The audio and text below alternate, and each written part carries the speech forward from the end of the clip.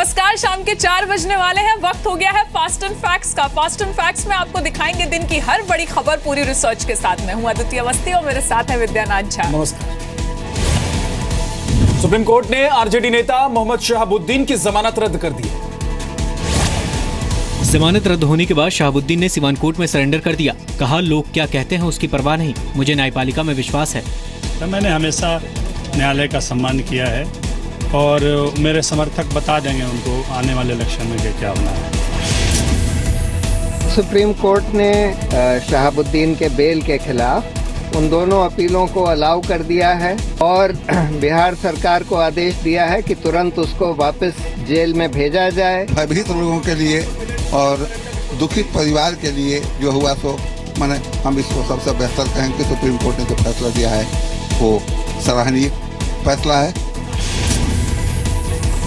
बिहार सरकार इसके लिए गई थी और बीजेपी ने जो झूठ का गुब्बारा छोड़ा था वो खत्म हो गया। न्यायालय के निर्णय का हम स्वागत करते हैं और न्यायालय के निर्णय ने यह भी सिद्ध किया है कि बिहार सरकार ने जो कोताही बरती है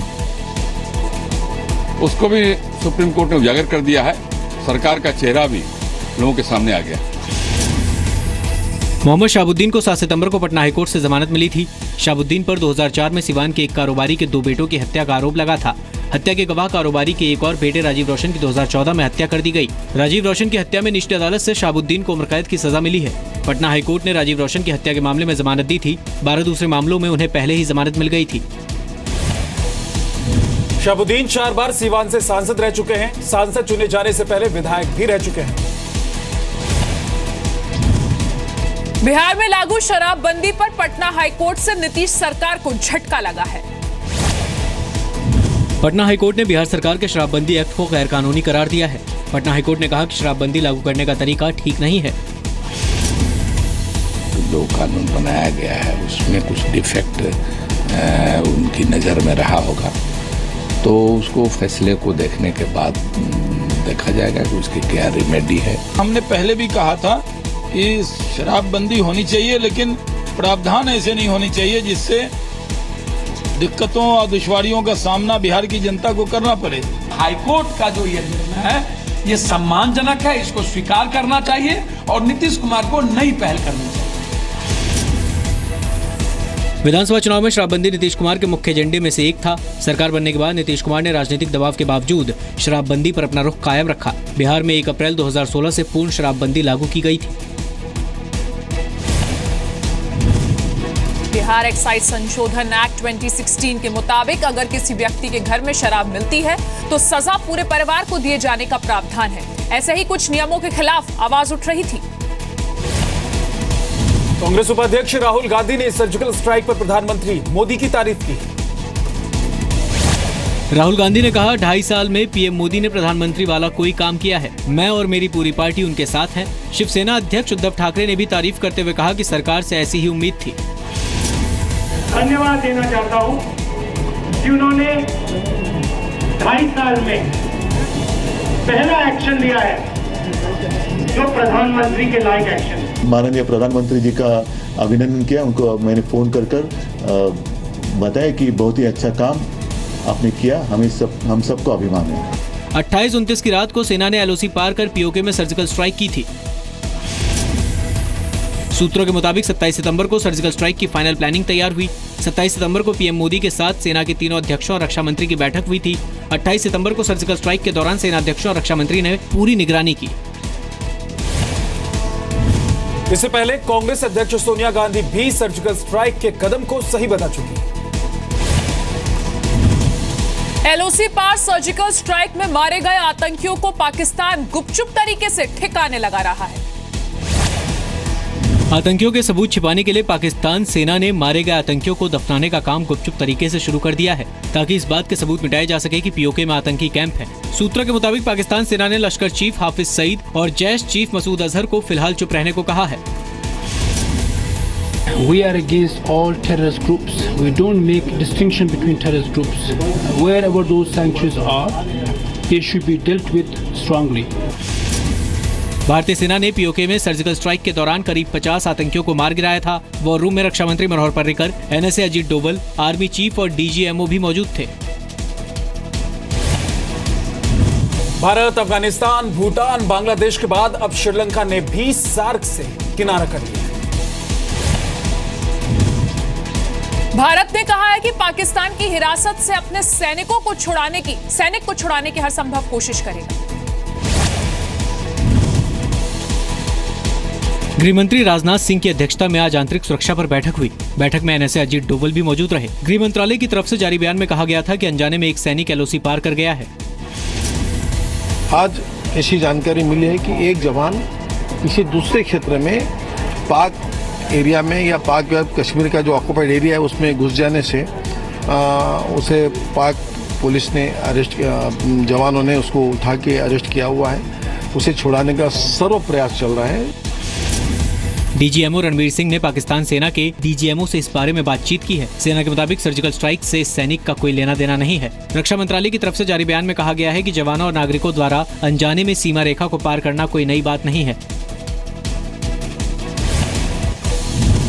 पाकिस्तान की मीडिया ने दावा किया था कि भारतीय सैनिक को उनके सैनिक ने जिंदा पकड़ा है, लेकिन रक्षा मंत्रालय के बयान के बाद पाक मीडिया से इस तरह की खबरों को हटा लिया गया।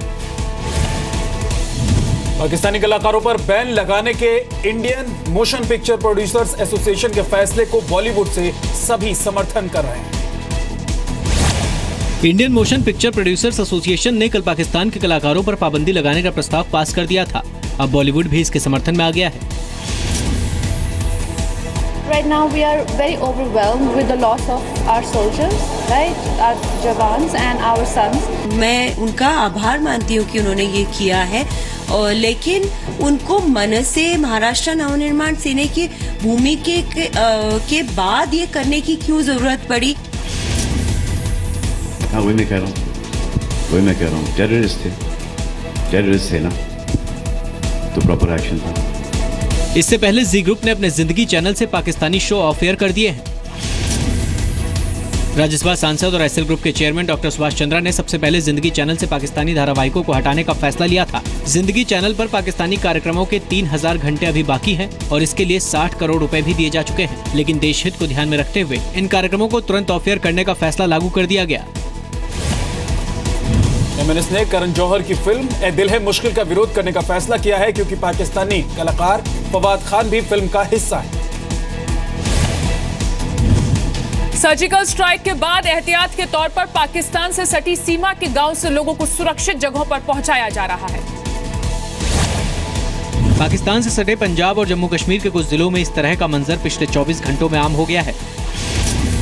पाकिस्तान की सीमा से लगने वाले पंजाब के 6 जिलों में लोग बसों, बैलगाड़ियों और ट्रैक्टर पर परिवारों के साथ सुरक्षित जगहों पर पहुंच रहे हैं। पठानकोट में घर छोड़कर आए गांव वालों के लिए रिलीफ कैंप बनाए गए हैं, जहां सभी के लिए एक साथ खाना बन रहा है। गुरदासपुर में डेरा बाबा नानक इलाके में रावी नदी के ऊपर प्रशासन ने अस्थायी पुल बनाया है, जिससे कि आसपास के गांव वालों को निकलने के लिए रास्ता दिया जा सके।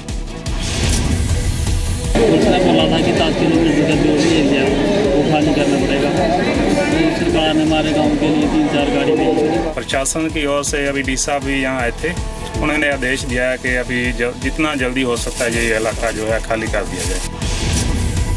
पंजाब में सीमा से सटे 10 किलोमीटर तक के इलाकों को खाली कराने का काम जारी है।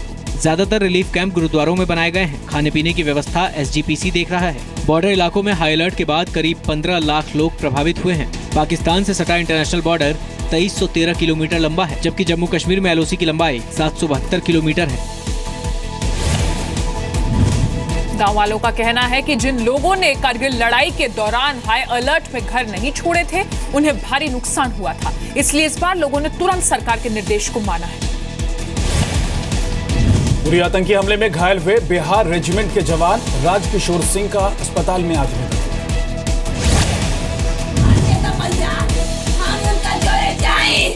उरी हमले के दौरान राजकिशोर सिंह को सीने और पैर में गोली लगी थी। दिल्ली के आरआर अस्पताल में उनका इलाज चल रहा था।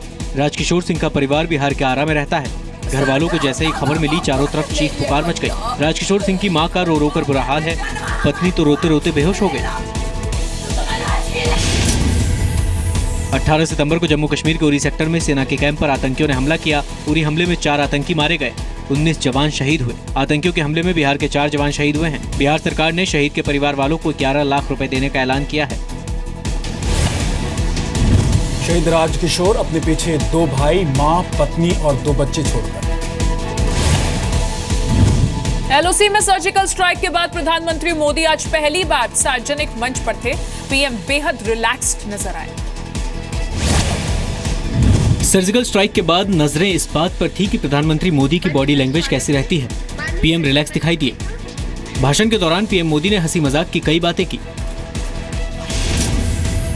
धीरे से हाथ सीट के नीचे जाता है, उंगली से धीरे धीरे उस सीट में एक छेद कर देते हैं और जैसे संकल्प करके बैठे हैं कि अगले स्टेशन पे उतरूंगा तब तक 3 इंच का तो बाहर से गोला निकाल दूंगा। 20 साल पुराना स्कूटर हो, अब कलर भी बचाना हो, स्पेयर पार्ट भी बदलते बदलते सब नए आ गए हो, लेकिन फिर भी सुबह उठ करके कितने ही बड़े बाबू क्यों ना हो, बराबर घिस घिस के स्कूटर को साफ करते हैं। पुराने जमाने में कपड़े अगर पुराने हो गए तो दादी माँ क्या करती थी, सर्दियों की सीजन आती थी, अगर जरूरत पड़ा तो उसमें से छोटा बना करके छोटे बच्चे के लिए उसमें से कपड़े बना देती थी। फिर भी वो काम ना आ जाए तो उसमें से ओढ़ने के लिए वो रजाई बना देती थी उसी पुराने कपड़ों में से। वो भी खत्म होने जाए तो उसी से सफाई के लिए पोता बना देती थी। सूचना प्रसारण मंत्री वेंकैया नायडू ने फोटो सेशन के दौरान फोटोग्राफर से कहा कि सीमा रेखा क्रॉस नहीं करना, जिस पर प्रधानमंत्री भी हंसे। सर्जिकल स्ट्राइक के बाद जहां पूरा देश जश्न मना रहा है, वहीं आज प्रधानमंत्री नरेंद्र मोदी भी काफी रिलैक्स नजर आए। उनका बॉडी लैंग्वेज भी जता रहा था कि मुंह तोड़ जवाब दे दिया गया है दुश्मन को, जिसने हिमाकत की थी सीमा रेखा क्रॉस करने की। सर्जिकल स्ट्राइक के बाद पाकिस्तान कई तरह के प्रोपेगेंडा फैला रहा है। सर्जिकल स्ट्राइक के बाद पाकिस्तान ने सोशल मीडिया पर कई फर्जी वीडियो वायरल किए हैं। पाकिस्तान के फर्जी वीडियो में सर्जिकल स्ट्राइक के दौरान भारतीय जवानों के भी मारे जाने का दावा किया गया है। सूत्रों के मुताबिक सर्जिकल स्ट्राइक वाली रात प्रधानमंत्री मोदी सोए नहीं और लगातार जानकारी लेते रहे।